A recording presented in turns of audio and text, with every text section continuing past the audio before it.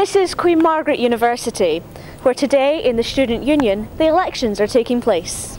The some 800 students living here in the halls of residence have the benefits of the Students' Union directly on their doorstep. But do they vote for their president, or do they even care? Vote in the elections? No. I think more students should vote and more students should get involved. I voted for Rusty and T. Busy. There wasn't enough information about people. I don't feel like it really affects me. I'm not going to vote for someone if I don't know what they're all about. The Student Union Bar and Cafe is the hub of the social life in Queen Margaret University. The majority of the campaigning for the election takes place right here. We're now here in the Student Union reception to interview the General Manager, Neil Rowland, and the current President, Rio Floreza, who is also running for this year's presidency. From the word go, we've just been, putting ourselves out there. The union is run by students for students, and it's through these elections that happens. It's really up to the officers who drive the organisation forward. So we would love students to realise that by voting in the elections, they're voting in students that can help them on their academic side and on perhaps a social, sporting, recreational side as well. So good luck to Rio and to all the other candidates involved. They still have quite a long way to go to convince all the students that it's very important to vote. But I, for one, have been convinced, and my vote has been cast.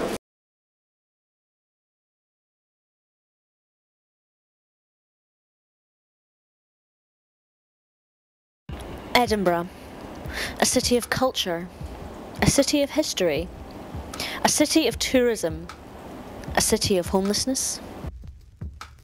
In these current difficult financial times, jobs are very limited, and people need to keep every penny that they have.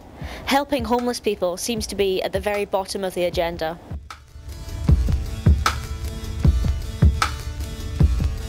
We went out onto the streets of Edinburgh to find out how people feel about homelessness in their city. I think if you knew more about why they were homeless and their circumstances, then people would be a bit more understanding. And sometimes you don't know if they're actually homeless or not, so I don't often give them money, really. I think it's really bad, it's a shame. I hate seeing them out on a night out. I feel guilty walking past them. I don't know what can be done about the homeless, to be honest with you, especially in this climate where there's so many people looking for jobs. Well, while you've been here... Saw one gypsy beggar up the road there outside McDonald's or Burger King. Would you give money to them at all? Nope.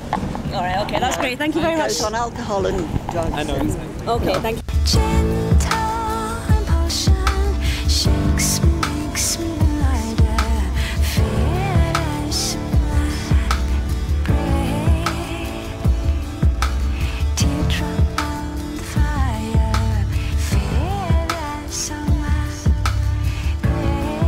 I'm alright because the dogs look after me if anyone starts with me, but I have had knives and stuff pulled on us. Like when it's really sunny, sometimes I'll fall asleep or half fall asleep, and I'll hear people go past, go look at the state of him, and then I'll open my eyes and say, why aren't I allowed to fall asleep? Like mainly people that just think every homeless person's a junkie, basically. Talking to Sean really was an eye-opener. But I wanted to know exactly what it felt like to be living on the streets. I sat down on Edinburgh's busiest street and could only manage to sit there for 10 minutes before I felt so humiliated I had to get up and walk on. When I moved up to Edinburgh, because Edinburgh is such a blatant issue, and I was just seeing people all the time, I really felt that I should do something about that. It still really gets me. You see hundreds of people streaming past this one person, and no one acknowledges even their existence. And there's 5,000 single people and families becoming homeless every year. And it's just really the massive need for affordable housing is the issue. People talk about loneliness quite a lot, and the fact that no one... I have talked to people where they've like, yeah, people don't treat you like if you're a person. It's just recognising the value that an individual has regardless of their economic status or their social status. I think it's time that organisations or churches can step in and do some good, and maybe they haven't done before. In Edinburgh, there are 430 homeless people sleeping rough, and about 172 of those are begging on the streets.